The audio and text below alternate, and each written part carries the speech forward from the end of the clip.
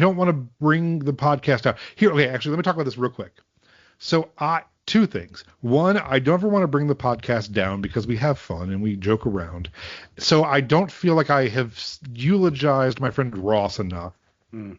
We'll also do it. I think we're going to talk about Ross a whole lot in the next two albums. Like after If I Am Born and Good and Bad Angels, Ross had a big hand in. So I don't want to delve too much into it, but he passed away around Christmas.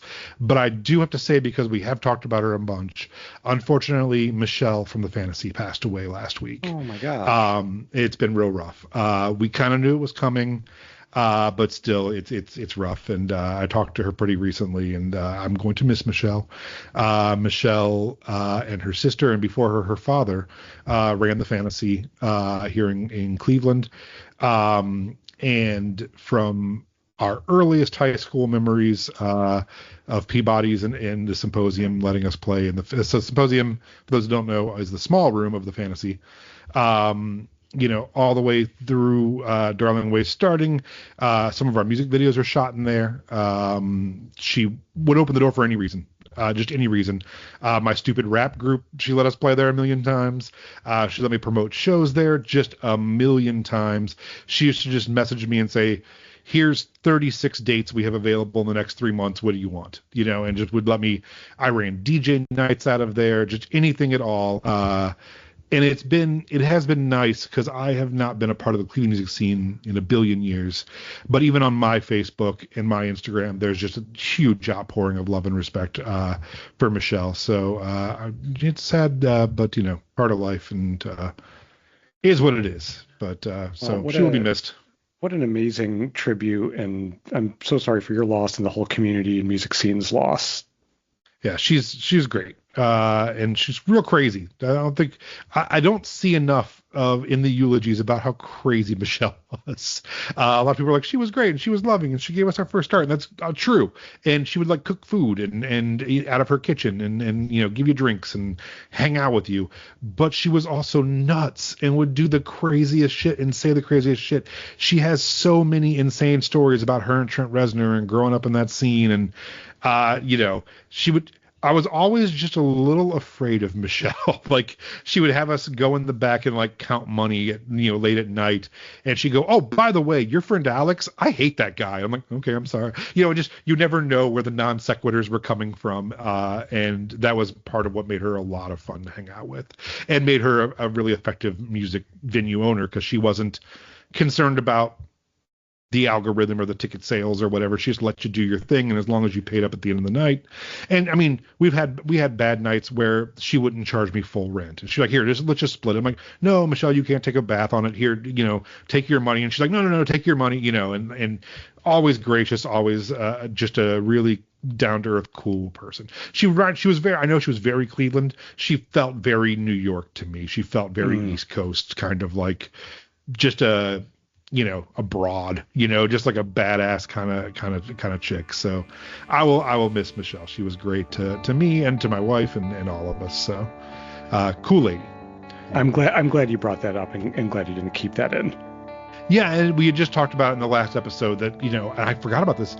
Before my band ever put out a song, Michelle let us put up a window display at the Fantasy telling people it was coming out. And she just kept letting 1034 have window displays at the Fantasy and put up posters and stuff. So, huge supporter of music. Yeah. I mean, no one better.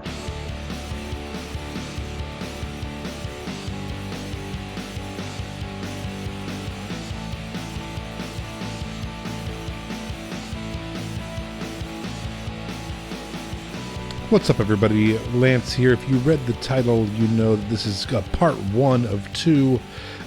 Jamie and I hadn't talked for about 5 weeks, and we talked for a little over 2 hours.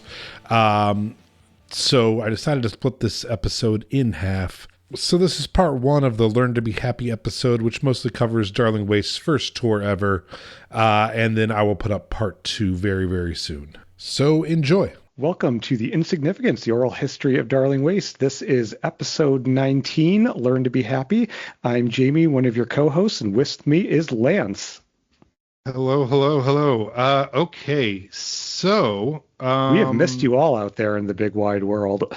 Yeah, it's sucked. I am usually the person, not with me and you, but just in life, that's always available or can be available or make themselves available. So it's weird for me to be like, I can't do it again this week. And I've been doing it with D&D as well, and I just hate it. I hate being the guy who's like, I'm too busy for shenanigans. Well, it ended up working out well. Like every time it would have helped me to cancel, you ended up having to cancel. And every time you canceled, it turns out I actually would have benefited from it too. So it actually was okay. Yeah. Good. Yeah.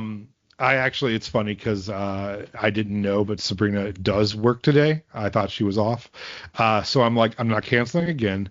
Drive the car to the hospital. I will Uber and get the car later tonight. It's not that far away. So I'm like, I'll just take an Uber, grab the car. We can always reschedule. Like, I'm not a jerk. I don't think. We have been. It's time to get this done. All right, fair enough. So I do have my actual copy. I found it of Manifest. So now I have two. Nice. I've got the various things nice. here. Got it pulled out. That's awesome. Yeah, 'cause I keep everything in the binder still.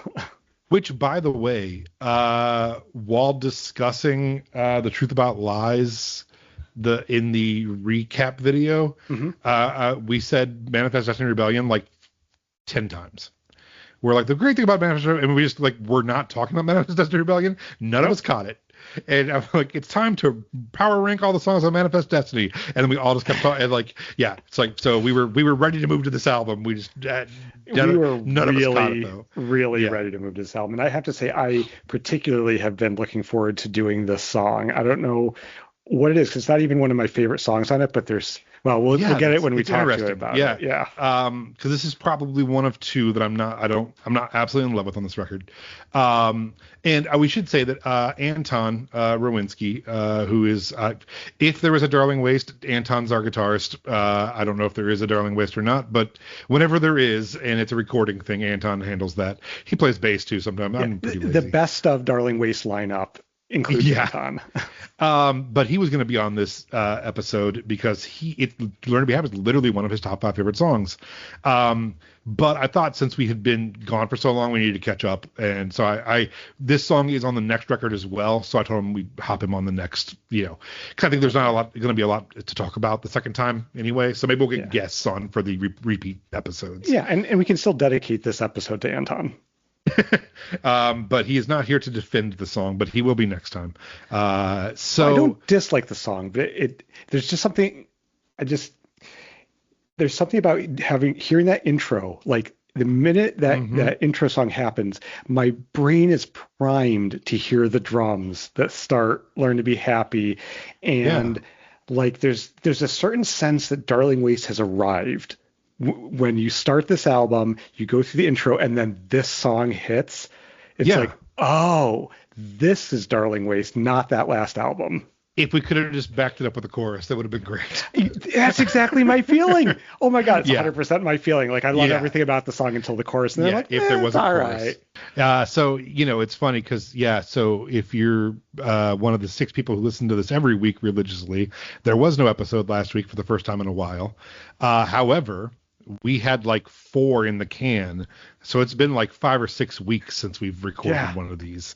So it seems like there's been only a 1 week break, but it's been, the last episode we talked about how there was like feet of snow and how horrible it was, and now it's like 80 degrees outside and Easter has passed. Well, if it makes you feel any better, it did snow here on Tuesday.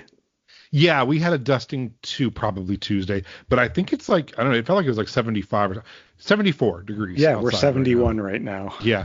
And I literally, I'm right now, I am working 10-hour days and then coming home and unpacking and stuff. So I saw the sun for 12 minutes today, and I'm like, oh, it's nice out. Oh, well.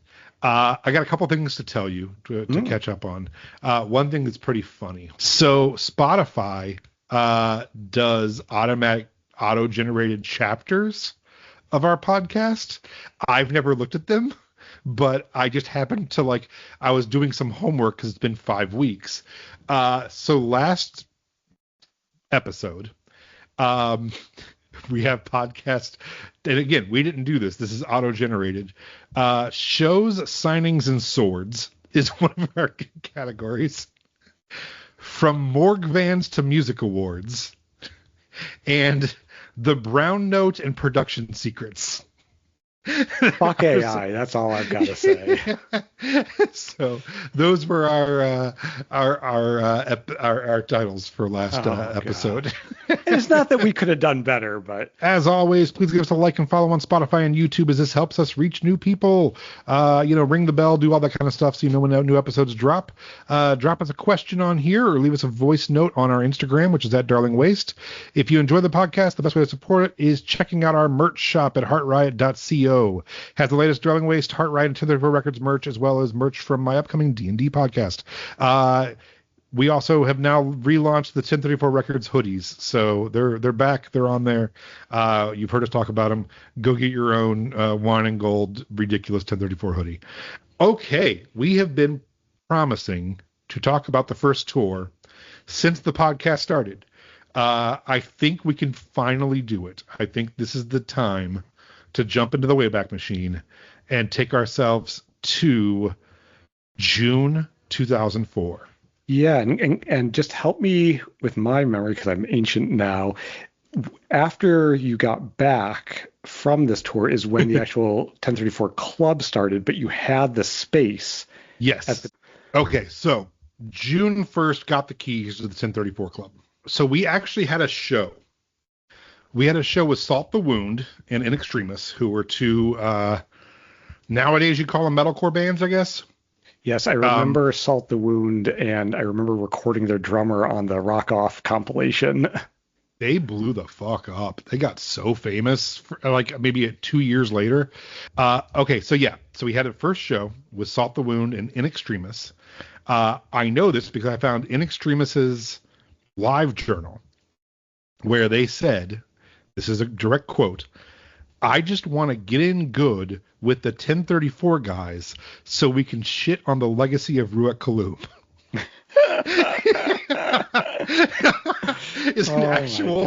That was their live journal. That was their hope. Like, we got to nail this show so Lance likes us because we want to fucking kill Ruat Kaloum.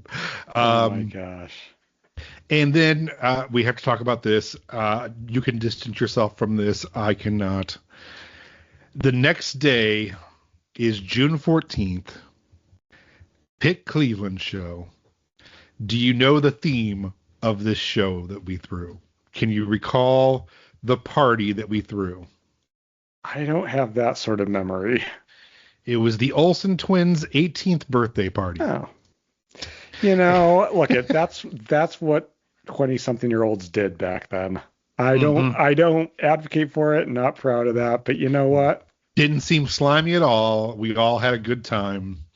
We had cardboard cutouts of the Olsen twins, and it was a thing. So it was a birthday party. That happened. And then June 15th, and I remember this happening. The club wasn't open yet, but we had thrown the one show. We were leaving for tour in 2 days, and the guys from Delay call and said, "Hey, Punchline, Bayside, and Much the Same just had their show drop in Toledo. Can we play the 1034 Club?" And so we had an impromptu show. That's by far the biggest show we ever had. Was our second show ever before we were open. Line down the block, had to turn people away. I mean, at some point, and I know today's maybe not the 1034 Club day, but we'll have to talk about the $50 sound system we put in. Next episode. Okay. I actually have a couple news articles about it. I have some first-person accounts. Awesome. We can break down some of the shows. That'll be next episode for sure, which Great. I think is Drive Away Part 2. Oh, unless Justin joins us, then we'll bump it. But yeah, absolutely. We'll see what happens. Yeah. I don't want to make him sit there through like shit he wasn't there for. So, our first tour ever starts June 18th, 2004 in Indianapolis at the Melody Inn. Now, should we start by describing the van that we used to get there? Yeah, well, let's start with the people that are in the van. Okay. So that makes the most sense. So it's me on acoustic guitar and vocals and keyboards and probably a keyboard. It's you on guitar, electric guitar. Yep. It's Pat on bass. Andy on drums. And then Jeremiah on keyboards and electric guitar. Was he on electric? I couldn't remember. If you Yes. find acoustic and house plant So electric. the reason I know is at the end of the tour, the show back in Cleveland, when you and I made friends again, all of my guitars, I broke strings on every one of them during you it. took his guitar. And then I kicked Jeremiah off his guitar mid-song just so I could finish the lead parts. I was such an ass to him. When I talk about the 3 most embarrassing things I've ever done on stage, that show comes up every time. We'll talk about it. So that's the five-piece band. Plus, and then Kelly, Pat's sister, is the merch girl, and just hanging out. So there's 6 of us and all the gear. We didn't have a trailer, right? Okay, so right when I bought the van, I don't think we broke the window. Oh, it was broken during the tour. No, it was broken. Oh, did we break it? I don't know who broke it, but it was broken during the tour with just a T-shirt over it. I think I bought it broken. I think we had a piece of cardboard when I bought it, and we were which supposed would to have get been better window. than a T-shirt at keeping the rain out. I don't know what happened there. So the without a doubt, the cover of this one is going to be a picture of the T-shirt. I have a picture of the van with the T-shirt, and it says "Darling Waste World Tour" on it or something. It's just a white shirt that we drew in marker, and the stickers in the back are like the used and Thursday and like just what you would expect. Yeah. Okay, and so me and Pat lofted a bed into the back, and so it's a church van. It's like a 15-passenger 3-row. It's a conversion van. Yeah, Ford like E350 or something probably. Yep. So we ripped the seats out, all the benches. We had 3 benches, ripped them out. Now for this tour, so we changed it after the next tour. I loved that van. I know you hated that van. I have songs about that van. So I would probably be okay with the van now. I ended up, maybe what you don't know is I ended up becoming so sick that I had a huge fever by the time I got home. So part of it is I was just really ill. Tour sickness is a real thing, and yeah, so many people quit because of it. Honest to God, we've lost a lot of people because of that tour flu you get. So me and Pat lofted a bed. We took 2x4s, screwed them into the side of the van, and then put in a piece of plywood, and threw a futon mattress in there. And you couldn't sit up, but you could like lay down and it would sleep too. No window. So when you are sleeping on a bed going 70 miles an hour down the freeway, there's just a T-shirt between you and death, which is not something I'd be okay with these days. It wasn't even the death that bothered me. It was the active rain through it. Yeah. And you could get in it through the back. You could open the back doors and slide up into it, right? And then all the gear was theoretically supposed to push underneath that. Mm-hmm. Though we did have a bench still, right? Wasn't there a bench right there then? I don't think so. All I remember are the couches, and they were my old blue couches. Because we did have couches. Okay, cool. Yeah. I didn't know if we were okay. So then there was a couch right there stopping the gear. Yep. And then was there a couch facing the other couch? There was another couch, limousine style. Yes, I remember that. We changed that after the first tour. But yeah, it made me so sick riding sideways. So we had 2 couches. You had to look at each other. I'll say if I learned anything growing up with a sibling and going on lots of road trips, we drove everywhere with my parents, is that the fact that my sister and I each had our own bench in the minivan was priceless. Now, so I've had a lot of tour vans and a lot of stupidity, so I don't recall. Did we have a microwave in this tour van? No, not that I remember anyway. All right. But why didn't we buy a thing of saran wrap and just saran wrap the door? I don't know. Even if you put a T-shirt over it. Right. We're idiots. No, there's many ways we were 23 and idiots. Right. And then was there a TV or anything in the van for this tour? I don't. Well, there might have been a small TV and DVD player. Yeah, that's what I'm thinking. Yeah, we always tended to have that. Yeah. Okay, so let's talk about the first show. Okay. The first 2 I have accidentally combined in my head. So maybe you will remember the difference between these 2. I have one memory of both shows, and I don't know which one it is. So Indianapolis is the Melody Inn. Do you remember anything about this show? So there's 2. The first 2 shows I know what they were, and I sometimes flip-flop the order in my head. So I think the Melody Inn was the bigger venue with the big Oh, it is. stage, and It like is. You're right. okay, and like two people watched us. I don't recall that show at all. I'm Okay. looking it up right now. It is a nice stage. We've never played there again. And it's like I don't. it's like this audience is seated like in a horseshoe around it. Is that Yeah, right? and At tables and yeah. stuff. Yeah, because then the No. other show was a Oh, long stage on the side. Was that the yes. Melodian? Yeah. So no, yeah, you're right. The Rudyard Kipling is the second one. Ah, yeah, yeah, In yeah, Louisiana or yeah, in Louisville, Kentucky, and that's when yes, they had the low long stage with yeah, seating, right? yeah. Here's what I remember, but this is the only tour memory I have of those first two nights. Is we were playing the Rudyard Kipling. Me and you were acting like we're playing in a stadium. We were like going nuts. I do have two members of this show. One, we got tangled. Do you remember that? You I got on don't. your I just remember us knees. playing. I just remember us playing football in the field outside of that place before the show. Oh yeah, I hurt my foot then. Was that Yeah, the one I hurt my? Yeah, I I think so. really hurt my foot. Yeah, I was at the time I was wearing probably Chuck. Oh no, definitely Yep. Chuck Taylors, because in an article that gets published this week they mention my Chuck Taylors.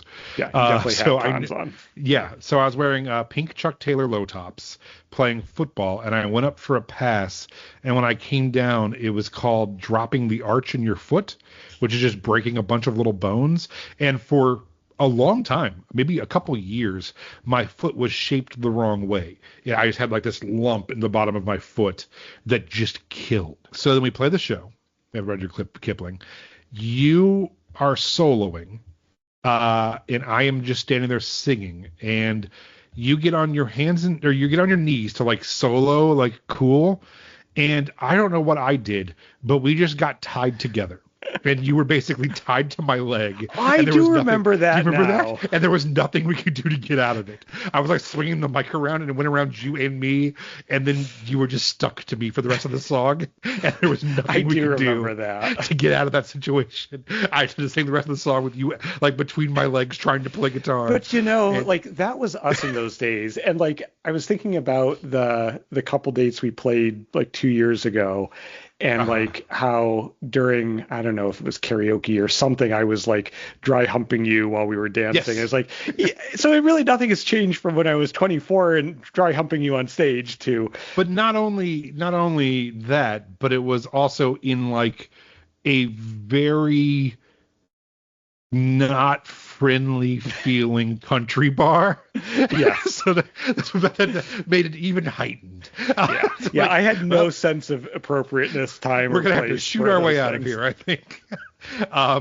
So okay, so that happened, and then here's my other thing. So we have that failed rock star moment, and then during one of the songs, I decided to do what I thought was something very cool, and jump off the stage and try to climb on the tables where people were, and the chair didn't support me. They were not regular chairs. They were really like outside wicker furniture with springy seats. So I just went through it when I jumped onto it, and then just like tried to maintain holding onto it while breaking this. It just looked like I was like fighting a chair to the death during this song. I'm sure it was so fucking awkward for everybody.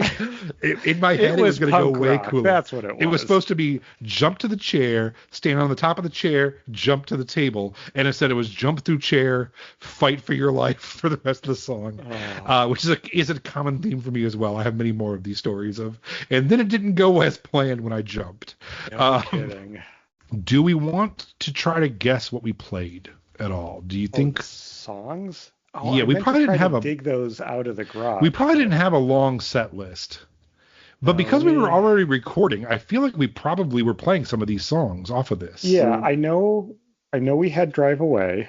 I think we played Procrastinate. I remember playing Procrastinate. Procrastinate makes sense. That yeah. I think we opened with it. Okay, yeah, that sounds about right. I don't know what else. Yeah, I wonder if I played I Will Be Fine at that point. I bet you we played Tar Lines, and I bet you we played. Oh, I bet you for sure we played Fair Under Finger. Yeah, we probably were playing it back then. So we played those two. Tour isn't going great, but it's not a disaster. We played 2 shows. We managed to get through them. We met a band called the Tomatoes. Do you remember the Tomatoes? I don't remember the Tomatoes, but I remember the band in Memphis at the yes that we'll get there. So we met a band named the Tomatoes. They were a little. I loved them. I still remember liking them. They were a little power pop trio from New Orleans. And then the next night, to this day, not to this day anymore, but say to this day last year or something, when anything would go bad in Darling Waste, we would all shake our fist and say, "Fog hat!" And this is a thing we've done for 20 years in this band. Hat. When something bad happens to us, we all yell "Fog hat," because we got to the New Daisy Theater in Memphis, Tennessee. Yes, we did. And we had booked it, and we were supposed to be playing with a couple locals. And they instead turned it into a private party with Fog hat playing, and didn't tell us. And I don't know how much of this is their fault and our fault. I don't know how. I think in those days I just said, "Can we play?" And they said yes, and that I took yes for the answer and never wrote everyone back. We got it, and then I just never sent tour promo or ask for a contract or any. I was like, sweet, done. So they probably thought, well, that guy's not coming. I never heard from you. I booked it 6 months earlier, and who knows. So. But we get to the New Daisy Theater, which is another. Again, I was booking giant venues. I had this problem for like the first 3 years of Darling Waste, where we looked really famous online, and so people were just saying yes, and I wasn't stopping them from saying yes, and just hoping 2,000 people showed up. Yeah. So we played we did not play the New Daisy Theater. We pulled in the back, and they said, "You may not come in. There's a Foghat show." And then we said, "Can we open for Foghat?" And they said, "Let us go ask." And they said, Foghat said no. I have, I think, maybe a different version of this than you. Okay. So let me hear your version of what comes next here. Well, I know we're all sitting around in the grass. Yeah, I remember sitting around in the grass, and I remember somehow, and I don't remember exactly how. We got a phone book. Whether it was a phone book, whether it was the tour guide book that you had of all the different venues in the country. Maybe. But we started just calling every place in town until somebody said we could show up. Okay, so we did play that night. Oh, yeah, we played at the Irish pub. Okay. And I can even find the name of the band that allowed us to play, because I have their sticker on my guitar case. That band was the first math rock band I ever heard. I was like, this is fucking they were fantastic. So nice. Now, do you remember my demeanor at the show of the Irish pub? Were so pissed about everything that day.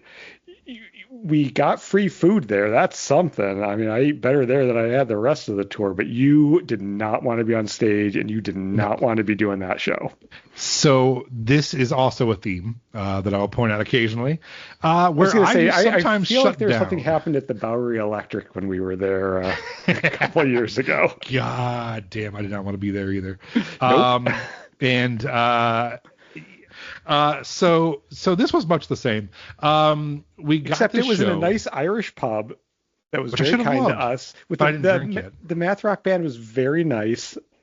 So here's the problem with that show.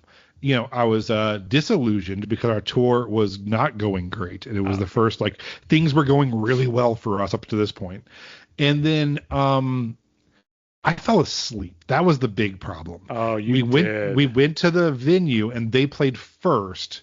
And I fell asleep, and you guys didn't wake me up for load in. You thought you'd be nice and load in. So you guys woke me up. You're like, "You're on stage now." And I'm like, "Yeah, you were sleeping in the van." And so I think you guys ate. I don't even think I ate. I think I skipped the food. You might not have. So I woke up, and I was pissed because I missed our meal, and I missed relaxing. I missed load in, and then you were all on stage. You're like, "Perform." I'm like, "What the fuck?" And I was just so out of it. It's so upset. Yeah. So that happened. Tour vibes not going great. Not going. The next day we drive to Little Rock, Arkansas. We were supposed to play Juanita's in Little Rock, Arkansas. Okay. Midtown Billiards announced online that they took the shower from Juanita's. Because I think while waiting to play the show is when me and you got in the fight.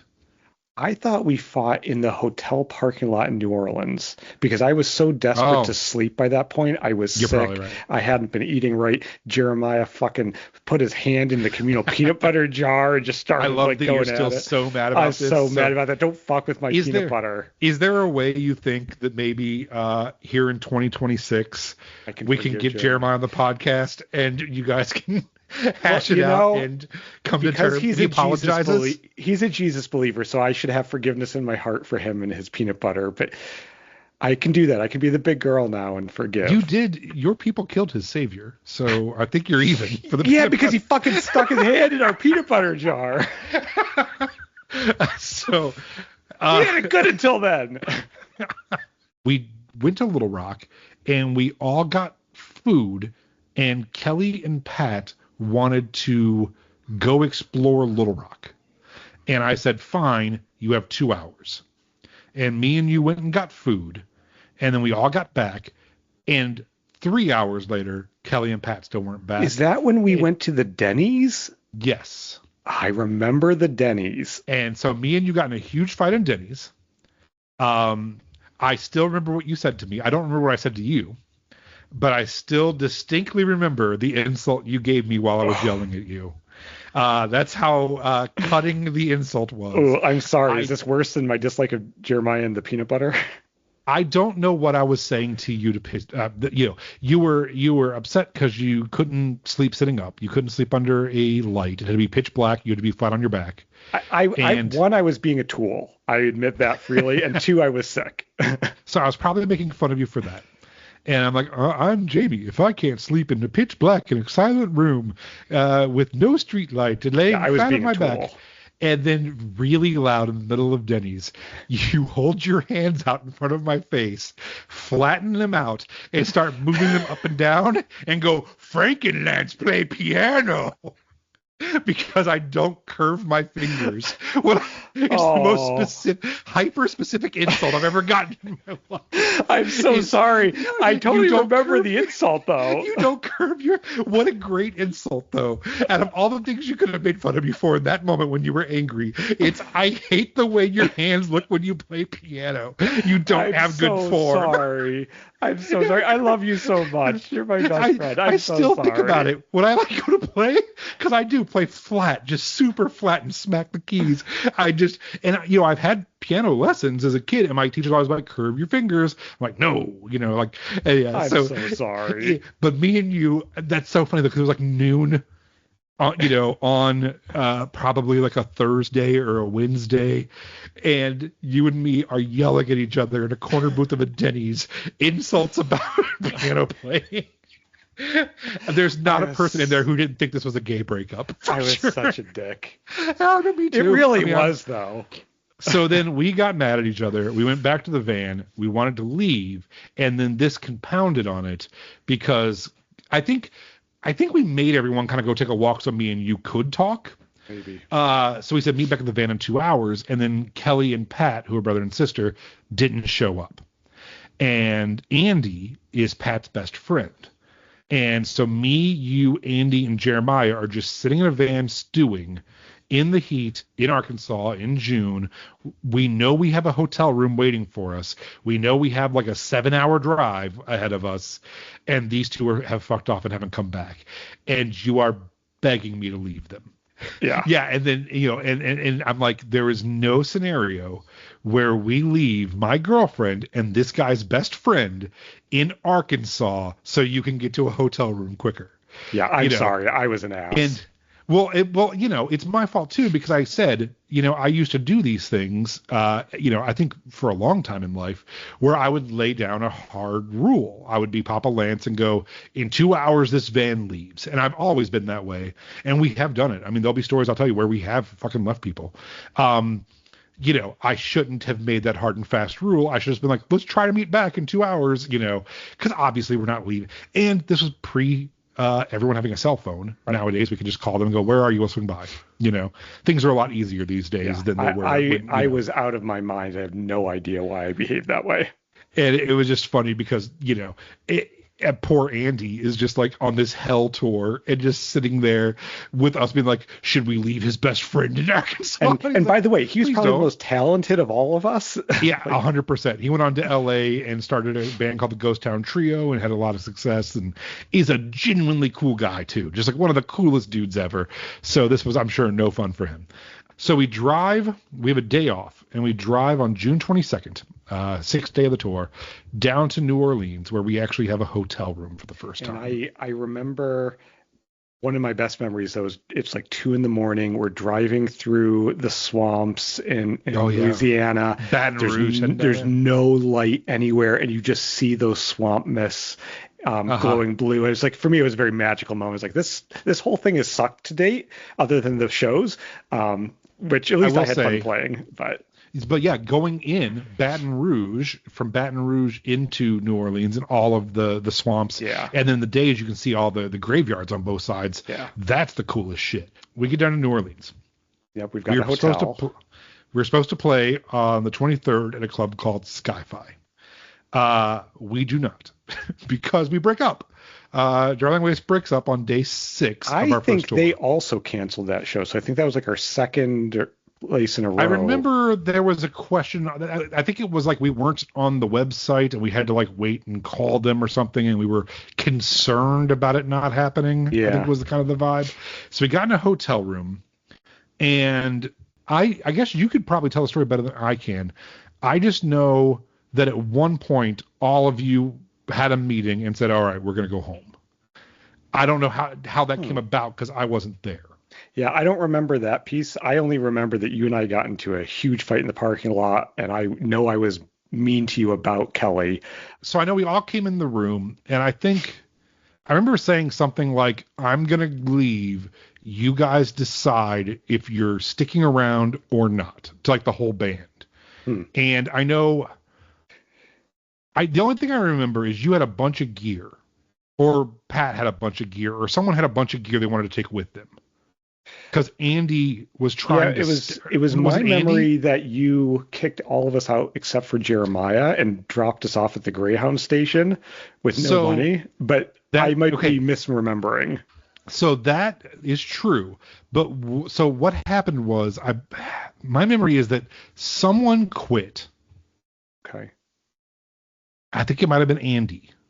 Maybe was like, I just want to go home. With all the drum stuff. Maybe. Yeah, and then Pat said, well, if he's going home, there's no point in having a bass player, and I have to help him carry his shit home or something.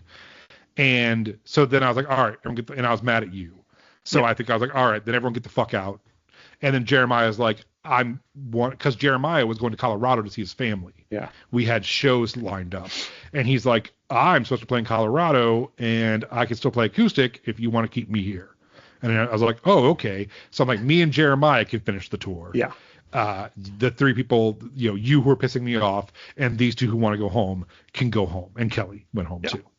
Which is really funny because you were pissed at her and Pat, and then had to get on a bus and go home with them. Well, I've never actually thought about. And more than that, I don't know that you know this, nobody but me had any money for tickets, so I bought everybody's tickets. Oh my God, no! And then they had their mom pay me back when we got there to Cleveland. So it was a 26-hour bus ride with all of our gear from New Orleans back to Cleveland. And again, I was sick. I also, Claire was only 6 months old, so I was a new parent.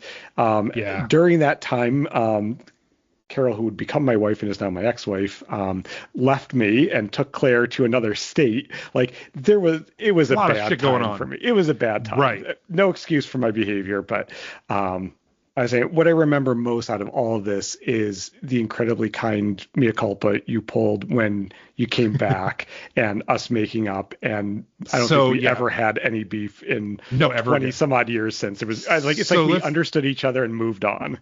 We'll talk about it. Yeah. So let me tell you the rest of my experience on this. Yeah. Tour. All right. So me and Jeremiah leave. We're supposed to go play Houston at Fitzgerald's. We look at a map. This is before cell phones again, or right around when cell phones. They weren't smartphones, right? Yeah, I had a flip phone. So this is the biggest problem with this tour is I think we just looked at what famous bands were doing and tried to emulate that, and every show was 9 hours away. After this tour, we had a no more than 4 hours policy that we still, if we were going to tour right now, would be in effect, right? So we looked and realized that New Orleans and Houston are like 10 hours away. And you have to go through Dallas and Austin. But then we played Dallas and Austin after that. So we're like, let's fucking cancel Houston. So me and Jeremiah stay in New Orleans one more day. Jeremiah gets very, very day drunk, and I have to babysit him. And I was not thrilled. One of the reasons I hate New Orleans. I just babysit whoever I'm there with. Then we go to Dallas and we play The Door, which is a very famous venue that I believe just shut down very recently. We had an hour to play. Me and Jeremiah just split it. It was an okay time. We stayed with someone. We didn't have a hotel the rest of the tour. We stayed somewhere. We were outside of Dallas. We had to play a place called Muddy Waters the next day. We hung out with whatever girl we stayed with.